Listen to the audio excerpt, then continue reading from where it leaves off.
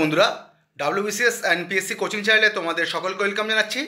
আজকে আমি তোমার জন্য যে আপকামিং ডাব্লিউবিসিএস প্রিলিমিনারি পরীক্ষাটা আসছে সেই পরীক্ষার প্রিভিয়াস ইয়ার হিস্ট্রির শেড নম্বর 6টা নিয়ে এসেছি। অলরেডি আমি কিন্তু 5টা পিওএকিউ ডাব্লিউবিসিএস প্রিলিমসের হিস্ট্রি সেট আপলোড করে দিয়েছি। আগে 4টে করেছিলাম, গতকাল একটা করেছিলাম, 2004-এর হাফ সেট আপলোড করেছিলাম, আর আজকের 2004-এর যেটা ইনকমপ্লিট পার্টটা ছিল ওটা পুরো আপলোড করে দিচ্ছি। 2004-এর কিন্তু পিওএকিউ হিস্ট্রির প্রিলিমসের পুরোটা সেট শেষ হয়ে যাবে। আর এই যে প্রশ্নগুলো কিন্তু তোমাদের দেখবে যে কোনো পরীক্ষা, ভারতবর্ষের যে কোনো পরীক্ষাতেই কিন্তু উপকারে আসবে, রাজ্য সরকার কেন্দ্র সরকার যে কোনো পরীক্ষাই হোক। আর ভিডিওগুলো ভালো লাগলে ভিডিওগুলোকে লাইক করো, পারলে চ্যানেলটাকে সাবস্ক্রাইব করে শেয়ার করো, খারাপ লাগলে অবশ্যই ডিসলাইক করো এবং কমেন্ট কিন্তু অবশ্যই করো বন্ধুরা। আর যারা আমার টেলিগ্রাম চ্যানেলটা এখনও জয়েন করনি তারা ইউটিউবের ডেসক্রিপশন বক্স থেকে টেলিগ্রাম চ্যানেলটা জয়েন হয়ে যেতে পারো। এছাড়া প্রতিটা ভিডিও শেষে তোমরা কমেন্ট বক্সটা চেক করবে, সেখানে দেখবে ওই কমেন্ট বক্সে কিন্তু আমি টেলিগ্রাম চ্যানেলের লিঙ্কটা দিয়ে রাখি, ওখান থেকে অনায়াসেই টেলিগ্রাম চ্যানেলটা জয়েন হয়ে যেও। ওখানে কিন্তু আমি এই ভিডিওগুলোর ফ্রি পিডিএফ আমি আপলোড করে দেবো, তোমরা পিডিএফগুলো ডাউনলোড করে নিও, তাহলে পড়তে তোমাদের সুবিধা হবে। তো চলো আজকের প্রথম প্রশ্ন, স্কুল বুক সোসাইটি কে প্রতিষ্ঠা করেন? ডাব্লিউবিসিএস 2004-এর প্রশ্ন। David Hare, Hyde East, William Jones Bethune. সঠিক উত্তর হবে ডেভিড হেয়ার। 1818 সালে কিন্তু এই স্কুল বুক সোসাইটির প্রতিষ্ঠা করেছিলেন এবং রাধাকান্ত দেব উনি কিন্তু এই স্কুল বুক সোসাইটি প্রতিষ্ঠার সঙ্গে কিন্তু খুবই গভীরভাবে যুক্ত ছিলেন। আর যদি কখনো দেখো যে এসছে পরীক্ষায় যে ক্যালকাটা স্কুল বুক সোসাইটি কে প্রতিষ্ঠা করেন, তখনও সঠিক উত্তর হবে David Hare. Calcutta school book society প্রতিষ্ঠা হয়েছিল 1817 সালে।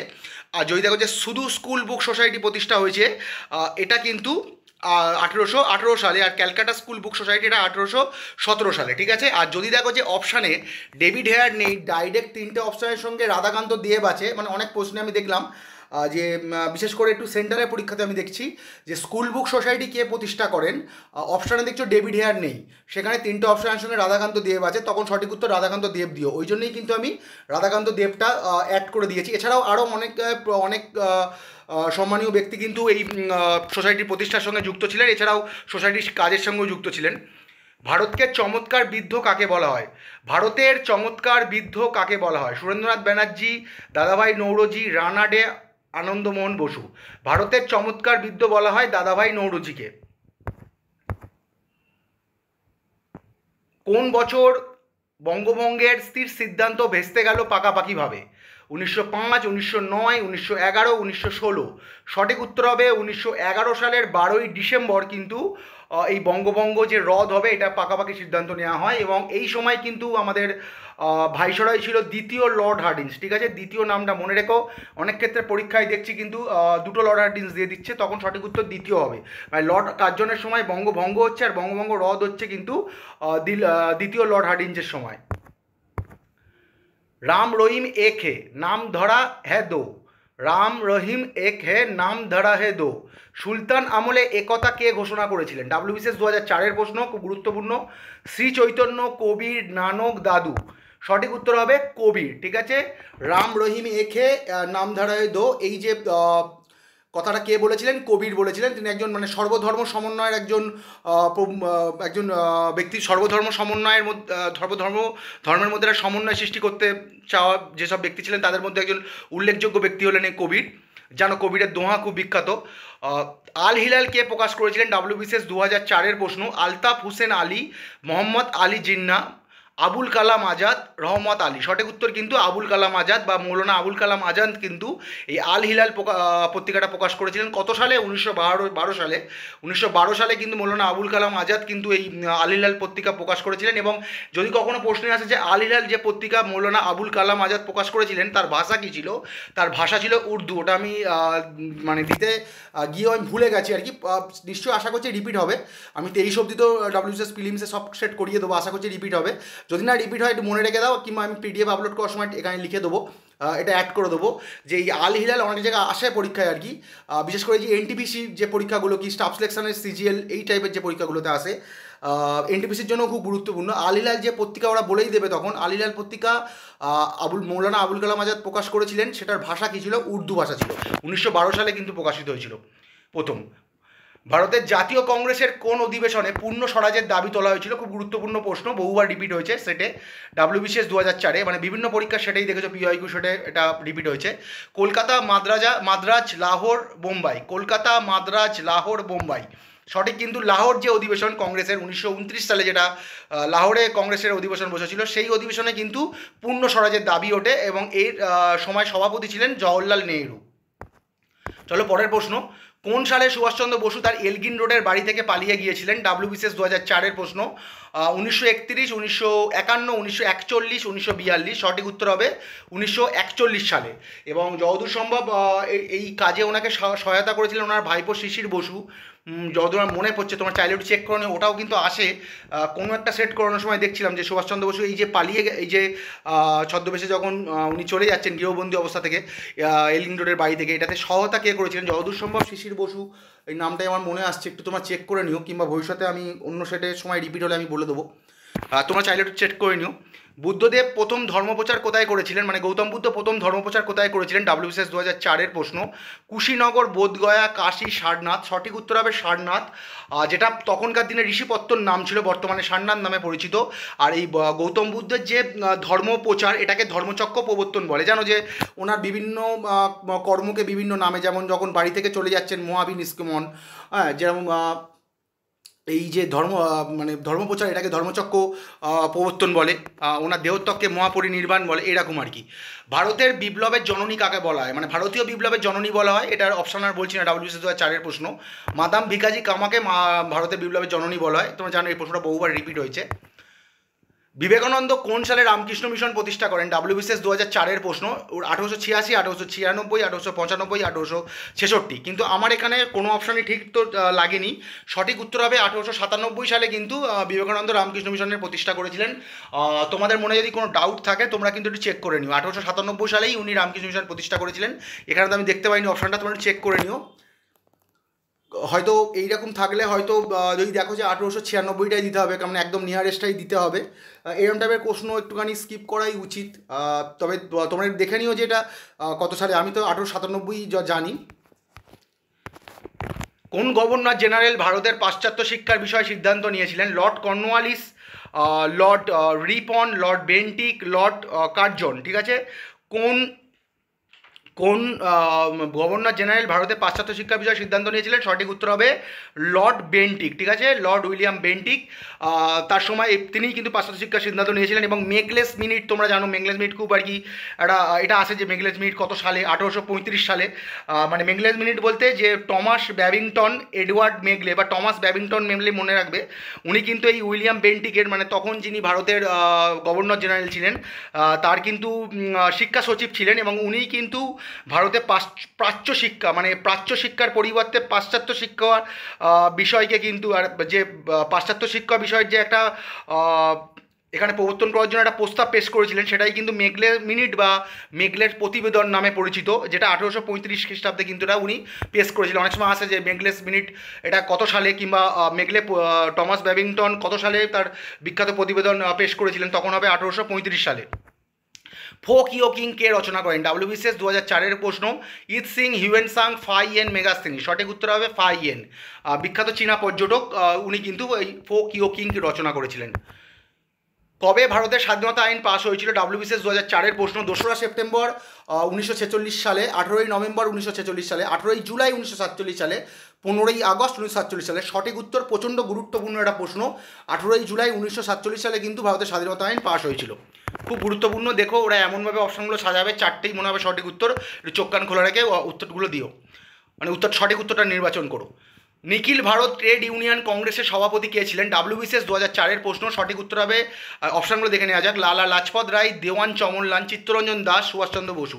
সঠিক উত্তর হবে লালা লাজপত রায়, উনি কিন্তু এই নিখিল ভারত ট্রেড ইউনিয়ন কংগ্রেসের প্রথম সভাপতি ছিলেন। এবং এই যে নিখিল ভারত ট্রেড ইউনিয়ন কংগ্রেস, এটা একটা কমিউনিস্ট ধারার আর কি পার্টি ছিল। নিখিল ভারত ট্রেড ইউনিয়ন কংগ্রেস এটা কিন্তু প্রতিষ্ঠা হয়েছিল 1920 সালে। আর এই যে অপশান বি এ আছে দেখছো দেওয়ান চমনলাল, যদি কখনো প্রশ্নে আসে দেখো যে নিখিল ভারত ট্রেড ইউনিয়ন কংগ্রেসের সভাপতিকে লালা লাজপত রায়, আর যদি আসে যে নিখিল ভারত ট্রেড ইউনিয়ন কংগ্রেসের প্রথম সম্পাদক মানে প্রথম সেক্রেটারি কে ছিল, প্রথম প্রেসিডেন্ট তো লালা লাজপত রায়, প্রথম সম্পাদক ছিল দেওয়ান চমনলাল। আমার যতদূর মনে পড়ছে প্রথম সম্পাদক ছিল দেওয়ান চমনলাল। যদি ভুল হয় আমি ওটা রেকটিফাই করে দেবো, প্রথম সম্পাদক যদি অন্য কেউ হয়, কিন্তু আমি আশা করছি ঠিকই বলছি। নিখিল ভারত ট্রেড ইউনিয়ন কংগ্রেসের প্রথম সভাপতি ছিল লালা লাজপত রায় আর প্রথম সেক্রেটারি ছিল দেওয়ান চমনলাল। একটু দেখে নিও তোমরা তাও। ভারতের কোন সম্রাটকে জ্যান্ত পীর বলা হয়? ডাব্লিউবিসিএস 2004-এর প্রশ্ন। ঔরঙ্গজেব, আকবর, ফিরোজ শাহ তুগলক, শের শাহ। সঠিক উত্তর হবে ঔরঙ্গজেব কিন্তু জ্যান্ত পীর বলা হতো। তরাইনের দ্বিতীয় যুদ্ধে কোন হিন্দু শাসক পরাস্ত হয়েছিলেন? ডাব্লিউবিসিএস 2004-এর প্রশ্ন। লক্ষণ সেন, পৃথ্বীরাজ, জয়পাল, রাজা শঙ্কর। সঠিক উত্তর কিন্তু পৃথ্বীরাজ হবে। এই সম্বন্ধে নোট দেখে নাও। দুটো তরাইনের যুদ্ধ হয়েছিল। প্রথম তরাইনের যুদ্ধ যেটা 1191 সালে সংঘটিত হয়েছিল। সরি বন্ধুরা, প্রথম তরাইনের যুদ্ধ কত সালে হয়েছিল? 1191 সালে। কাদের মধ্যে? মোহাম্মদ ঘোরি ও তৃতীয় পৃথ্বীরাজ চৌহানের মধ্যে। সেখানে কিন্তু মোহাম্মদ ঘোরি গুরুতরভাবে পরাজিত হয়েছিল দ্বিতীয় পৃথ্বীরাজ চৌহানের কাছে, এবং উনি গুরুতরভাবে আহতও হয়েছিলেন।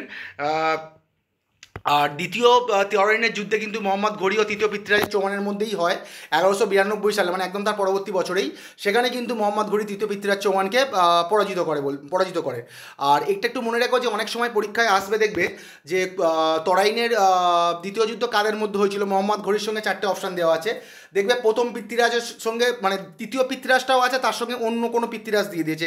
প্রথম পৃথ্বীরাজ, দ্বিতীয় পৃথ্বীরাজ, আরও একটা অপশান দিয়েছে, একটু কনফিউজ করা যায়। ভালো করে মনে রাখবে যে তরাইনের যুদ্ধ সব লড়েছিলেন তৃতীয় পৃথ্বীরাজ।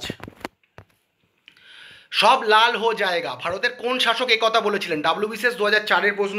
রঞ্জিত সিং, আলীবর্দী খান, হায়দার আলী, টিপু সুলতান। সঠিক উত্তর হবে রঞ্জিত সিং। চলো পরের প্রশ্ন। ক্রিপস দৌত্য ব্যর্থ হওয়ার পর ভারতবর্ষে কোন আন্দোলন শুরু হয়েছিল? মানে যে ক্রিপস মিশন জানো, ডাব্লিউবিসিএস 2004-এর প্রশ্ন। খিলাফত, অসহযোগ, আইন অমান্য, ভারত ছাড়ো। ভারত ছাড়ো আন্দোলন কিন্তু ক্রিপস যে মিশন যখন ভারতবর্ষে ব্যর্থ হয়, ক্রিপস মিশন, তখন কিন্তু ভারত ছাড়ো আন্দোলন মানে কুইট ইন্ডিয়া মুভমেন্ট শুরু হয়। 1942 সালের 8ই আগস্ট কিন্তু কুইট ইন্ডিয়া মুভমেন্ট শুরু হয়েছিল। আর ক্রিপস মিশন যতদূর সম্ভব ভারতে এটা এসেছিলো যতদূর আমার মনে পড়ছে 1942 সালের 22শে মার্চ, এরকম একটা হবে, ডেটটা তো মনে পড়ছে না, মার্চ মাসে তো হবে শিওর।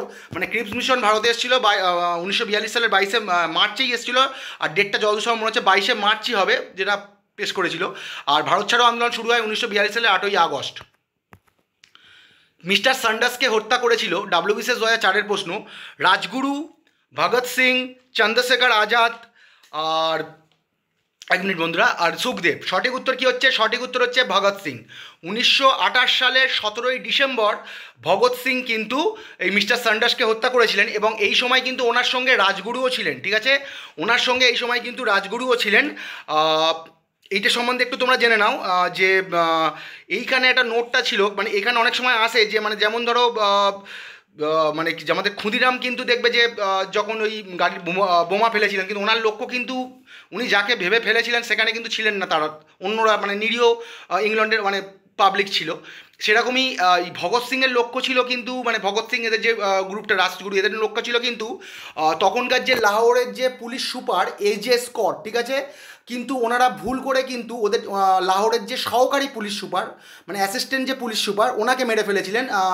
তার নাম ছিল মিস্টার সন্ডাস। কিন্তু এটা সময় পরীক্ষায় আসে যে ভগৎ সিং মিস্টার সন্ডাসকে হত্যা করেছিলেন ভুলবশত, মানে কাকে হত্যা করতে গিয়ে ভুলবশত মিস্টার সন্ডাসকে হত্যা করেছিলেন। ভগৎ সিং বা রাজগুরু অনেক সময় দেখতে পারবে কাকে হত্যা করতে গিয়ে মিস্টার সন্ডাসকে হত্যা করেছিলেন। তখন 3টে অপশানের সঙ্গে দেখবে এজে স্কট আছে, সঠিক উত্তর হবে এজে স্কট, মানে তৎকালীন লাহোরের আর কি পুলিশ সুপার ছিলেন, আর মিস্টার সন্ডাস ছিলেন সহকারী পুলিশ সুপার। ঠিক আছে, মানে যখন তোমরা জানবে যে লালা লাজপত রায় একটা মিছিলে মানে এই লাঠিচার্জ করা হয়েছিল লালা লাজপত রায় একটা মিছিল, এবং লালা লাজপত রায় কিন্তু গুরুতরভাবে আহত হয়েছিলেন। তার 2-3 দিন পর মানে পায়ে আর মাথায় খুব ভয়ানকভাবে চোটগ্রস্ত হয়েছিলেন, আর 2-3 দিন পর মারা গেছিলেন। এবং এই লালা লাজপত রায়ের মৃত্যুর প্রতিশোধ নেওয়ার জন্যই কিন্তু ভগৎ সিং ঠিক করেছিল যে ওই মিস্টার সন্ডাসকে হত্যা করবে, এই পুলিশ সুপার এজে স্কটকে হত্যা করবে। কারণ ওই যে লালা লাজপত রায়ের যে মিছিলে লাঠিচার্জ করা হয় তার কিন্তু আদেশ দিয়েছিলেন এই লাহোরের পুলিশ সুপার এজে স্কট, মানে লালা লাজপত। এগুলো কিন্তু পরীক্ষায় আসে, ডিটেলে বলে দিচ্ছি, তোমাদের ইন্টারেস্ট জাগলে একটু পড়ে নিও। লালা লাজপত রায়ের যে মিছিলে যে লাঠিচার্জ হয়েছিল সেখানে কিন্তু ওই লাহোরের পুলিশ সুপার এজে স্কট কিন্তু লাঠিচার্জ করার জন্য হুকুম দিয়েছিলেন। তার ফলস্বরূপ হিসাবে লালা লাজপত রায় কিন্তু ভয়ানকভাবে আঘাত পায় এবং 2-3 দিন পরে মারা যায়, কিছুদিন পর মারা যায়, এবং সেটার প্রতিশোধ নেওয়ার জন্যেই কিন্তু পুলিশ সুপার এজে স্কটকে হত্যা করবে বলে ঠিক করে ভগৎ সিং। তারপর কিন্তু ভগৎ সিং এই যে গুলি করে হত্যা করেছিল, এটা কিন্তু অনেক সময় দেখাবে রাজগুরুও আছে, রাজগুরুর নামটাও ভালো করে মনে রেখো। আর এই মাঝে মাঝে ভিডিওর মাঝখানে এইগুলো কেন করতে হয় বন্ধুরা, যারা নতুন ছাত্র তাদের বলে দিচ্ছি, নতুন ছাত্রছাত্রী, মানে একটা সময় অন্তর যদি আমি ধরো তোমাদের অ্যানালাইসিস করছি, আমি স্ক্রিনে টাচ না করি, এরমভাবে টাচ না করি, তাহলে কিন্তু স্ক্রিনটা হ্যাং হয়ে যাবে, মানে পুরো ভিডিও আবার প্রথম থেকে একদম কোশ্চেন থেকে বলতে হবে, তাই একটা নির্দিষ্ট সময় অন্তর স্ক্রিনে টাচ করতে হয়, আর টাচ করলেই কিন্তু এরম পরের অপশানটা চলে আসে। তাহলে মিস্টার সন্ডাসকে হত্যা করেছিল কত সালে? 1918 সালে 17ই ডিসেম্বর। কাকে হত্যা করতে গিয়ে ভুল করে মিস্টার সন্ডাসকে হত্যা করেছিল? পুলিশ সুপার এজে স্কট, লাহোরের পুলিশ সুপার এজে স্কট, যিনি ওই লালা লাজপত রায়ের যে মিছিলে লাঠিচার্জ করা হয়েছিল তার আর কি হুকুমটা দিয়েছিলেন। ঠিক আছে, কোন বছর থেকে শকাব্দ গণনা শুরু হয়েছিল? ডাব্লিউবিসিএস 2004-এর প্রশ্ন। 58 খ্রিস্টপূর্বাব্দ, 78 খ্রিস্টাব্দ, 273 খ্রিস্টপূর্বাব্দ, 330 খ্রিস্টাব্দ। সঠিক উত্তর হবে 78 খ্রিস্টাব্দে কিন্তু 78 খ্রিস্টাব্দ থেকে কিন্তু শকাব্দ গণনা শুরু হয়। মানে 78 খ্রিস্টাব্দটা কি, মানে ওটা কনিষ্কের সিংহাসন আরোহণ কাল হিসাবে অনেকে মনে করছেন। নাসিক লিপি কে বিজ্ঞাপিত করেছিলেন? ডাব্লিউএস 2004-এর প্রশ্ন। মানে সোজা কথা, নাসিক লিপি কার সঙ্গে সম্পর্কিত? ওরা বিভিন্নভাবে আর কি তোমাদের কনফিউজ করার জন্য বিভিন্ন রকম টার্ম দেবে, বাংলা ইংলিশ দুটোই দেখবে। গৌতমীপুত্র সাতকর্ণী, হর্ষবর্ধন, ধর্মপাল, সমুদ্রগুপ্ত। এখানে এই যে অপশানগুলো দিয়েছে এর ক্ষেত্রে কিন্তু এটা সোজা হয়ে যাচ্ছে। নাসিক লিপি কে বিজ্ঞাপিত করেছিলেন? গৌতমীপুত্র সাতকর্ণী, সাতবাহন রাজা, মানে সাতবাহন বংশের শ্রেষ্ঠ রাজা বলা যায়। এবং সাতবাহন বংশের আরেকজন রাজা হচ্ছে প্রথম সাতকর্ণী, তার সঙ্গে একটা শিলালিপি জড়িত আছে, সেটার নাম হচ্ছে নানাঘাট শিলালিপি। এটা কিন্তু পরীক্ষায় আছে, যদু সমাপ 2023-এর ডাব্লিউবিসিএস এসেছিল, আমার ঠিক এই মুহূর্তে মনে পড়ছে না। মানে ওনার স্ত্রী নয়নিকা ওনার স্বামীর উদ্দেশ্যে এটা খোদিত করেছিলেন, মানে প্রথম সাতকর্ণীর স্ত্রী নয়নিকা, নানাঘাট শিলালিপি। তা যখনই দেখবে গৌতমীপুত্র সাতকর্ণী আছে, বশিষ্ঠ পুত্র সাতকর্ণী আছে, যাজ্ঞসী সাতকর্ণী আছে, প্রথম সাতকর্ণী আছে, তখন কিন্তু খুব কনফিউজ হয়ে যাবে। নাসিক লিপিটা সবসময় গৌতমীপুত্র সাতকর্ণী, আর নানাঘাট শিলালিপিটা কিন্তু হচ্ছে আমাদের প্রথম সাতকর্ণী, ভালো করে মনে রেখো। এই ক্ষেত্রে তো অপশনটা সোজা হয়েছে, কারণ ওখানে আর কোনো সাতকর্ণী দেওয়া নেই। তাম্রলিপ্ত জাতীয় সরকারের সর্বাধিনায়ক কে ছিলেন? ডাব্লিউবিসিএস 2004-এর প্রশ্ন। অজয় মুখার্জি, সতীশচন্দ্র সামন্ত, সুশীল ধারা, নরেন্দ্র দেব। সঠিক উত্তর হচ্ছে সতীশচন্দ্র সামন্ত কিন্তু এই যে তাম্রলিপ্ত জাতীয় সরকার এটার কিন্তু সর্বাধিনায়ক ছিলেন। এবং এই যে তাম্রলিপ্ত জাতীয় সরকার এটা কিন্তু 1942 সালে কিন্তু এটা গঠন করেছিল, আর এর সর্বাধিনায়ক সতীশচন্দ্র সামন্ত ছিল। পরবর্তীকালে সতীশচন্দ্র সামন্ত যখন পুলিশের হাতে ধরা পড়ে তখন কিন্তু অজয় কুমার মুখার্জি কিন্তু, মানে এই যে অপশানের প্রথমে যেটা আছে অজয় মুখার্জি কিন্তু এর সর্বাধিনায়ক হয়। অনেক সময় পরীক্ষায় এটাও আসে যে সতীশচন্দ্র সামন্ত গ্রেপ্তার হওয়ার পর তাম্রলিপ্ত জাতীয় সরকারের দায়িত্ব কে নেয়, বা তাম্রলিপ্ত জাতীয় সরকারের সর্বাধিনায়ক কে হন। মানে সতীশচন্দ্র সামন্ত অ্যারেস্ট হওয়ার পর তখন কিন্তু তাম্রলিপ্ত জাতীয় সরকারের দায়িত্ব নিয়েছিলেন অজয় মুখার্জি বা অজয় কুমার মুখার্জি। আর সুশীল কুমার ধারা, বা এখানে দেখছো সুশীল চন্দ্র ধারা, ইনি কিন্তু ওই যে জাতীয় সরকার, তাম্রলিপ্ত জাতীয় সরকারটা গঠন করা হয়েছিল তার কিন্তু স্বরাষ্ট্র সচিব বা সামরিক সচিব ছিলেন। মানে এই তিনজনের নামই যুক্ত, ভালো করে তিনটে নামই মনে রাখবে, অজয় মুখার্জি, সতীশচন্দ্র সামন্ত, সুশীল চন্দ্র ধারা বা সুশীল কুমার ধারা, অজয় কুমার মুখার্জি, এইভাবে মনে রাখতে পারো। অনেক সময় দেয় যে তাম্রলিপ্ত জাতীয় সরকারের সঙ্গে কারা, এই চারজনের ভেতর কে যুক্ত ছিলেন, চারটে অপশানের ভেতর দেখলে তোমরা একটা অপশান যুক্ত আছে, কিংবা এই চারটে অপশানে তাম্রলিপ্ত জাতীয় সরকারের সঙ্গে নিম্নের কে যুক্ত ছিলেন না, চারটে অপশানের সঙ্গে একটা অপশান দেখছো যুক্ত নেই, এরকমভাবেও পরীক্ষায় আসে। তো খুব গুরুত্বপূর্ণ। 1942 থেকে প্রায় ধরো 1944 খ্রিস্টাব্দ পর্যন্ত কিন্তু এই সরকারটা চলেছিল। পরে কিন্তু মহাত্মা গান্ধীর নির্দেশে কিন্তু ওনারা আত্মসমর্পণ করেছিলেন। আচ্ছা, বাংলার প্রথম স্বাধীন রাজা কে ছিলেন? ডাব্লিউবিসিএস 2004-এর প্রশ্ন। শশাঙ্ক, গোপাল, রাজা গণেশ, মহাসেনগুপ্ত। সঠিক উত্তর হবে শশাঙ্ক, যার রাজধানী কর্ণ সুবর্ণ তোমরা জানো। বাংলার প্রথম স্বাধীন রাজা ছিলেন শশাঙ্ক। বঙ্গভঙ্গ আন্দোলনে রাখি বন্ধন কে চালু করেছিলেন? ডাব্লিউবিসিএস 2004-এর প্রশ্ন। সঠিক উত্তর, অপশানগুলো দেখে নেওয়া যাক। অশ্বিনী দত্ত, দয়ানন্দ, রবীন্দ্রনাথ ঠাকুর, সুরেন্দ্রনাথ ব্যানার্জি। সঠিক উত্তর হবে রবীন্দ্রনাথ ঠাকুর। মানে বঙ্গভঙ্গ আন্দোলনের প্রতিবাদে কিন্তু উনি মানে ওই দিন রাখি বন্ধন চালু করেছিলেন। চলো পরের প্রশ্ন। কে ভারতের জাতীয় কংগ্রেসের মানে এটা জাতীয় কংগ্রেসের হবে না, কে ভারতের জাতীয় কংগ্রেসকে অতি ক্ষুদ্র আণুবীক্ষণিক সংস্থা বলে উপহাস করেছিলেন? মানে মাইক্রোস্কোপিক মাইনরিটি, এই ইংলিশে আসলে দেখবে এই টার্মটা থাকবে, আমরা দিইনি, আশা করি তোমরা জানো যে কে ভারতীয় জাতীয় কংগ্রেসকে অতি ক্ষুদ্র আণুবীক্ষণিক সংস্থা বা মাইক্রোস্কোপিক মাইনরিটি বলেছিলেন, বলে উপহাস করেছিলেন Lord Dufferin, Lord Curzon, Lord Minto, Lord Chelmsford. Lord Dufferin কিন্তু এই ব্যঙ্গাত্মক উক্তিটি করেছিলেন ভারতীয় জাতীয় কংগ্রেস সম্বন্ধে। তো চলো বন্ধুরা, 2004-এর কিন্তু দুটো সেটে আমি কমপ্লিট করে দিলাম। কালকে একটা সেট আপলোড করেছিলাম, সেট নম্বর 5, ওখানে প্রথম 2004-এর প্রথমটা পার্টটা দিয়েছিলাম। আজকে পুরো WBCS 2004 কমপ্লিট করে দিলাম। আশা করছি সেটগুলো তোমাদের উপকারী লাগছে। তবে ভিডিওগুলো তোমরা খুবই কম দেখছো, জানি না তোমাদের কাছে ভিডিওগুলো পৌঁছাচ্ছে না কিংবা তোমরা দেখছো না। যাই হোক, যদি ভালো লাগে ভিডিওগুলো একটু বেশি করে দেখো, বেশি করে শেয়ার করো। তো চলো বন্ধুরা, good day and good bye, ভালো দেখো।